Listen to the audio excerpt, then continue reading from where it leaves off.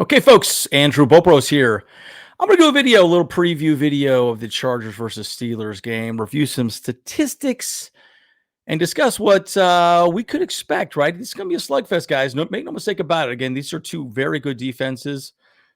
And, you could argue good offenses. We'll see how it plays out. But there's a lot to break down in this one, guys. So let's get into it. Bull Bros! Okay, folks, as always, like and subscribe if you do enjoy the content. I'm Andrew Bopros. Leave a thought down for the algorithm. YouTube likes that kind of thing. So do us a favor, pretty please. So let's talk about this. I wanted to first talk about Jim Harbaugh and how he has done such a great job of changing the culture of this team, right? Clearly, everyone's enjoying playing with each other on this team. They're still out there together, guys. They have not come back. They made it a road trip. So they are still out together having a good time. What they talk about, board games, all this and that, right? So, he's a kid. Jim Harbaugh is a kid, and he's having a great time playing a sport with these, coaching these guys up to let them have a great time enjoying playing a sport that they love, which I think is absolutely incredible. And there's so much to be said about that, right? I'm going to go through statistics on this, but I just want to show a couple of pictures from last week's win to just highlight that point, right? Again, J.K. Dobbins, we all know he's having a bounce back year. He's absolutely incredible. Please stay healthy, J.K., because we need you. He wants it. I mean, he's still got so much gas in the tank. I mean, right now, he's on pace to be the best running back in the NFL. We all know he's got the talent, and we got one of the best offensive lines in the league. We'll talk more about that in a second. But J.K. Dobbins, absolutely incredible what he's done. And Q right here as well, too, guys. Q, 2 touchdowns. He's getting his confidence back. He's happy. He even addressed the team after the game. You just can't say enough about how the culture has changed, all thanks to this man, and really even Joe Ortiz. Now, I will say this in full disclosure, we thought that there would be some transactions happening, but I think since the team was out there together, they made no transactions off the waiver wire, which I thought was interesting.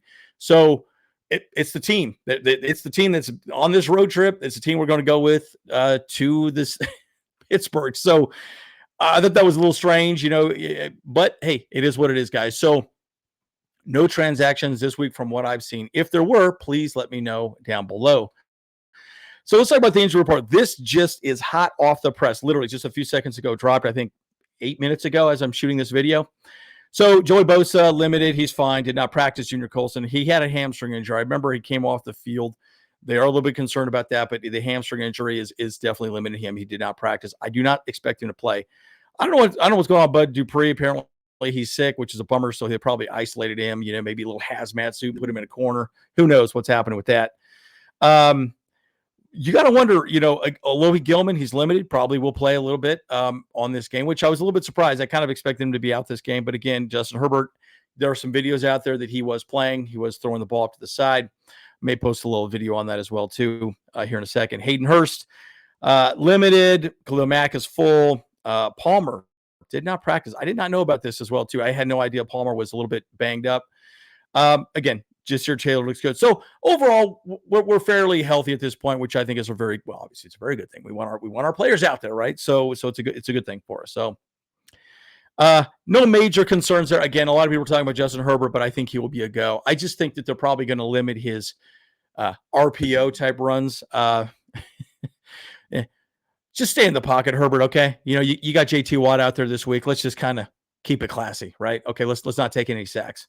So let's review the stats. I don't want to wait. I don't want to take too much time on this, right? But let's just talk about the offense. We'll talk about the defense for the Steelers as well. So offense, yards per game, we're 12th. We're top 10, top 15 type of offense, which I think is good. Now, again, we're one of the best rushing teams in the NFL right now, which is absolutely amazing. Because of the offensive line, Jim Harbaugh had made it very clear that's what he wants to do, and he did a great job. There were a couple plays last week. You had 8 men on the line. 8 men. You were smashing the ball, and that was on the 50-yard line, guys. They were just smashing the ball. They did not care. And it just goes to show you what we're going to do. We're going to put beef on the line.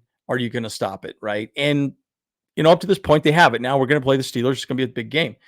But, again, passing yards, Herbert's yards, interesting statistic. I didn't hear about this as well just yesterday. His first game versus the Chiefs that we all know. I believe Justin Herbert either won or lost. Correct me if I'm wrong on that, guys. I can't remember. I think we won it. He had over 300 passing yards and 3 touchdowns.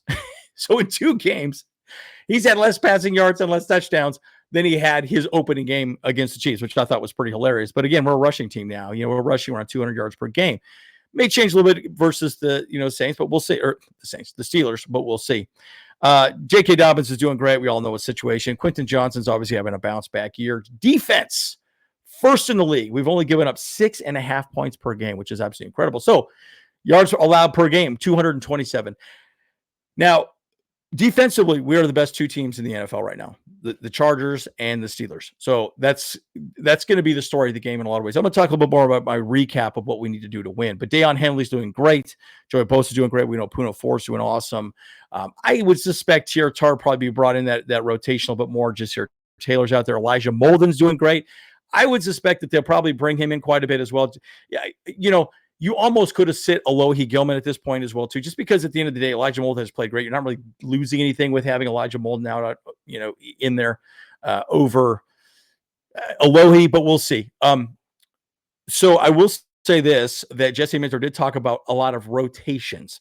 So they are going to rotate a lot of players, right? So the players that are on the field, they're going to rotate them a lot. And I think, someone like a Joey Bosa is probably going to have a snap count. He'll probably mostly come in only on 3rd downs, I would assume. But we shall see. So again, I think that's an interesting conversation. Let's talk about the Steelers offense. Not so good. The Steelers offense has not looked great. Total yards per game, 30th, points per game, 26th. They are relying on their defense, folks, right? And I think that's probably the biggest glaring concern for the Steelers. The Steelers never, for whatever reason, can never seem to make their offense work very well. Now they're running Justin Fields. Rusty Wilson isn't going to be out there, right? Let him cook. He sucks anyways. But, who knows? Who knows if Russell Wilson would do better in that offense over Fields, but we'll see. But again, Justin Fields, interestingly, has around the same amount of passing yards as Justin Herbert, Najee Harris. We all know what kind of a stud he is. He is on my fantasy team. Thinking about benching him, but we shall see. Probably will, actually. Pickens. Anyways, I will say Jesse Minter did talk about Darnell Washington and trying to shut him down. So I'm very curious because he's a very big tight end, big body. He did not reveal in today's video that he had with the press how he was going to take him off the field, but they are going to be talking about, they have a very specific game plan to limit Darnell Washington moving forward. So some things to be said about that with Aussie Freiermuth also. But again, the defense, you got it. Hey, Steelers defense, look at that. 2nd in the league. Number 1 in the league, Chargers. Number 2 in the league, the Steelers. So it's going to be a slugfest, guys. Make no mistake about it. We can go back and forth.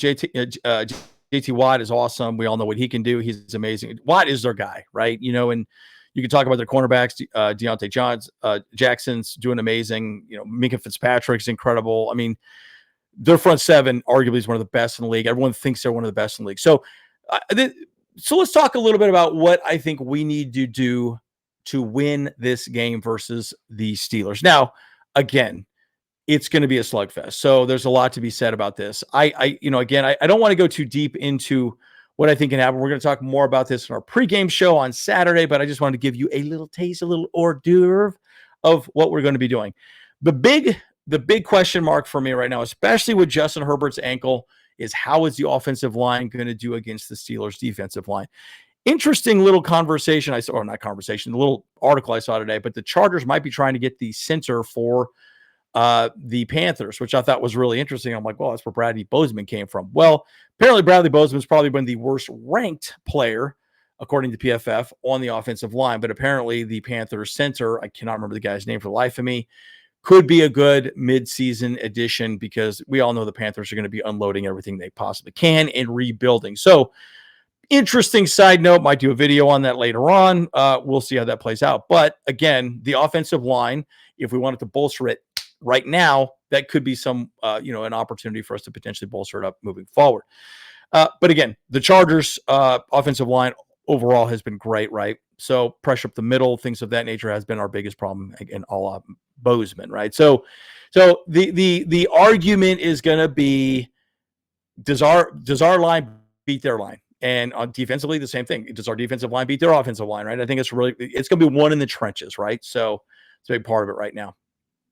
Now, the second matchup that I think is actually very interesting will be Justin Fields versus Justin Herbert, the two Justins, the battle of the Justins, right? So now I would argue that this is going to be a check mark for Justin Herbert over Justin Fields, of course, just because I think Justin Herbert is a much better quarterback. Now, the argument could be also made that Justin Herbert doesn't have his weapons, and that is very true, right? We lost Allen, we lost Williams, we lost Austin Eckler. So, but again, I do think if given the opportunity, Justin Herbert could step up and win the game a little bit better than Justin Fields, right?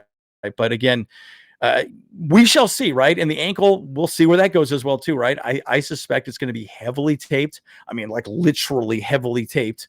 And they're going to probably do something to maybe numb it a little bit. Who knows what they're going to do? But, I think that's going to be the big battle, the quarterback battle. Whoever gets more yards, I think is probably going to make a big difference. But again, we all know we're going to smash the ball down their throat. But if the Steelers start stacking the box, you're going to need your quarterback to step up and throw the ball over the top, right? The play action passes can become very important, right? So this is where these conversations become very interesting moving forward as far as this matchup is concerned. Greg Roman was very clear. They have plenty of options and things they want to do against the Steelers. So I think we may, my assumption is we're going to see a little more Justin Herbert this week than we've seen the past 2 weeks. Okay. I'm going to make that prediction. So what are your thoughts on his actual stats for this game moving forward? Because it's going to be big. I really do think that the quarterback play is going to make a big difference. And wrapping up, it's going to be wide receiver play as well, too, right? Now, the Chargers wide receivers versus the Pittsburgh secondary. Pittsburgh secondary is arguably one of the best in the league. And we got a young group of wide receivers. We all know Quentin Johnson has had some confidence issues. Ladd McConkey's a rookie, right? And, Palmer's banged up, right? So there's a lot to discuss about who is going to win that battle. So again, guys, it's the way you cut this one up. It's going to be a crazy game. Now, again, I think explosives is going to come down to explosives. It's going to come down to just a few things. And help, maybe just one or two plays are going to make the difference in the entire game, guys. And I just feel like, guys, this is the real test for this team, right? Up to this point, again, don't get me wrong. I think the Raiders were a very good team, very good defense, right? We scored plenty of points against them. And I think we kind of took the gas off. We put the car in neutral towards the end of the game against the Panthers. But at the end of the day, this game is going to be a slugfest, right? So, it's going to be exciting. More to come, guys. As always, Andrew Bopros. See you guys in the next one. Hey, what's up? Cameron Dick here watching Bolt Bros podcast.